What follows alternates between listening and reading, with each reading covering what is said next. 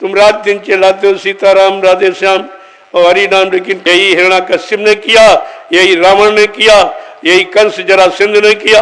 अब उसकी हंसी हो रही है, बुराई हो रही है, निंदा हो रही है, लाभ नहीं मिला। इसलिए कलयुग में सतगुरु लीला का इतिहास आपके सामने बनने जा रहा है। भव सागर भरमो नहीं, ये प्रताप हमार, और निश्चय करके मान ले तो तुरंत उतारू पार। लेकिन आप कम से कम शाकाहारी और सदाचारी और एक नारी ब्रह्मचारी इस तरह अगर जीवन बिताओ तो तुम्हारे पर दया कर दी जाए। गोस्वामी जी महाराज ने रामचरितमानस के उत्तरकांड में सब, अगर कि हम आए वही देश से जहां तुम्हारा धाम, तुम सबको घर पहुंचाना एक हमारा काम।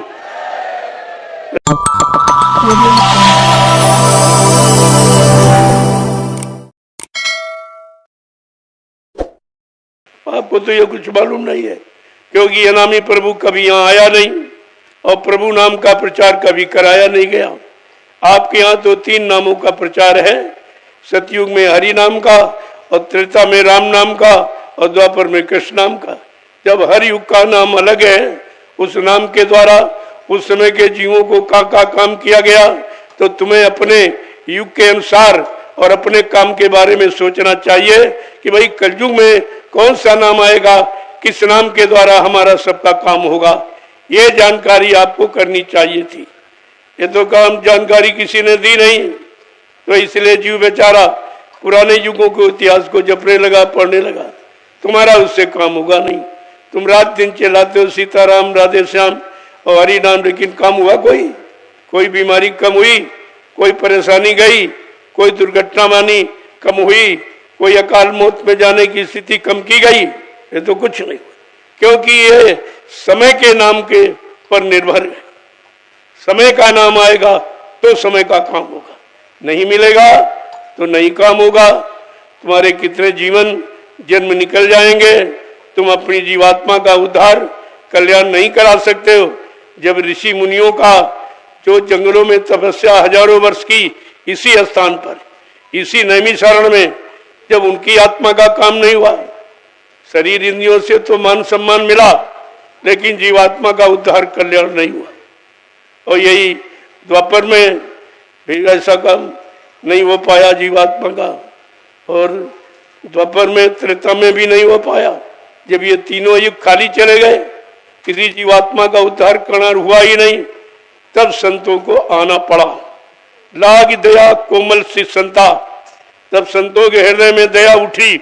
उन्होंने अपना सत्यलोक मंडल छोड़कर और इस मृत्युलोक मंडल में हम सब जीवात्माओं को काल के कर्मों के जाल में फंसा देकर लेने के लिए आ गए और परिचय दिया आपको, ताकि आप भूल भ्रम में न रह जाएं। ऐसा परिचय न सतयुग में हरि नाम का दिया गया, न त्रेता में राम नाम का दिया गया, न मतलब द्वापर में कृष्ण नाम का इतना प्रचार किया गया।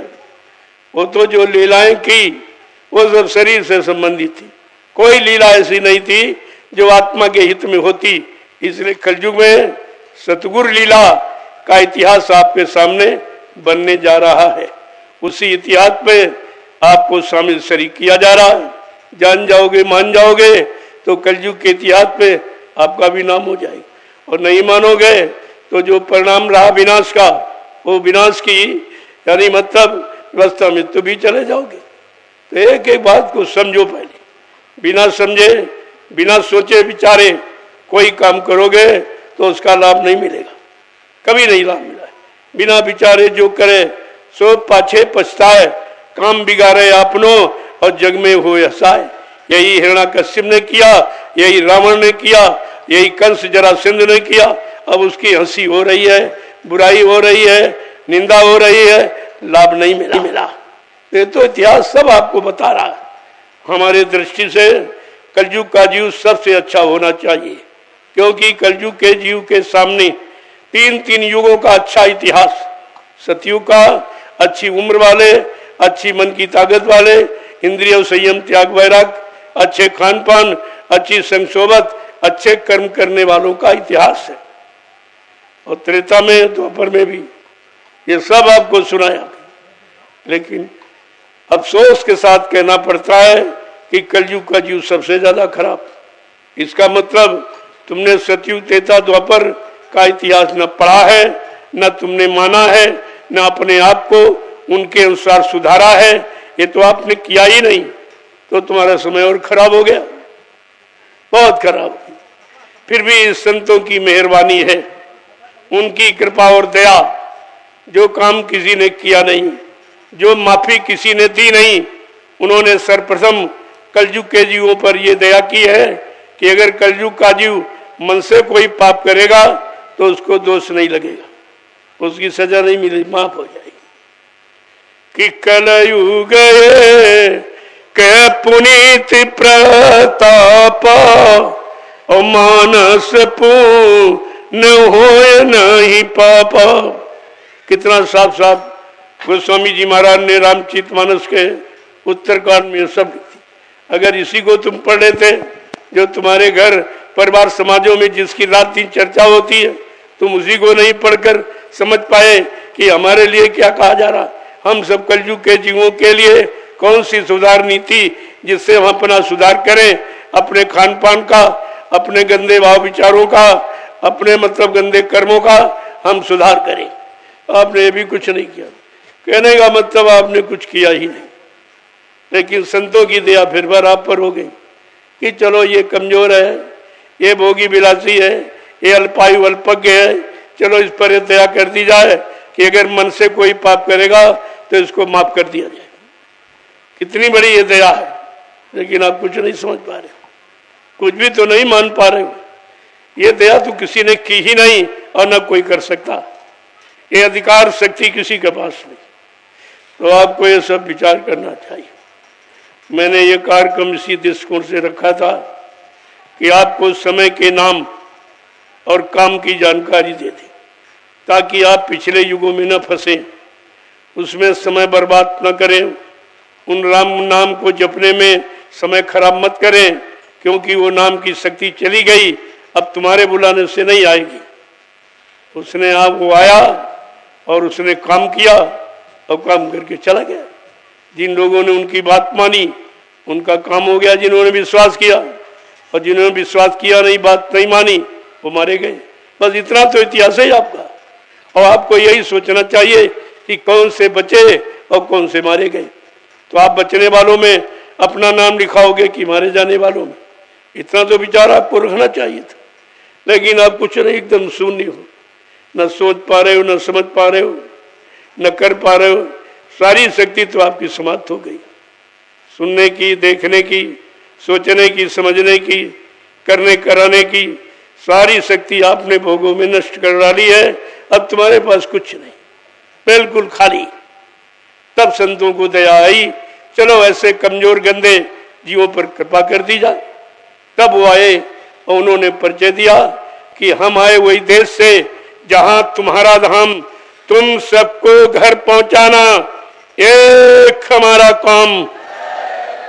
लोगों कितना बड़ा परिचय दिया, कोई शंका न रहे, कोई संदेह भूल भ्रम न हो, ये सब तुम्हारा खत्म करने के लिए स्पष्ट शब्दों में कह दिया कि मेरा मृत्युलोक मंडल में आने का केवल एक ही कारण है कि इन जीवात्माओं को जगा दूं, इनको परिचय दे दूं और इनको नाम की कमाई करा के और अपना निजी बल देके, तुम कमाई करके नहीं जा सकते, अपना निजी बल देके इनको घर पहुंचा दूं।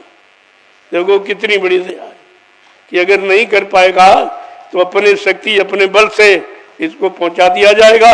लेकिन आप कम से कम शाकाहारी और सदाचारी और एक नारी ब्रह्मचारी इस तरह अगर जीवन बिताओ तो तुम्हारे पर दया कर दी जाए।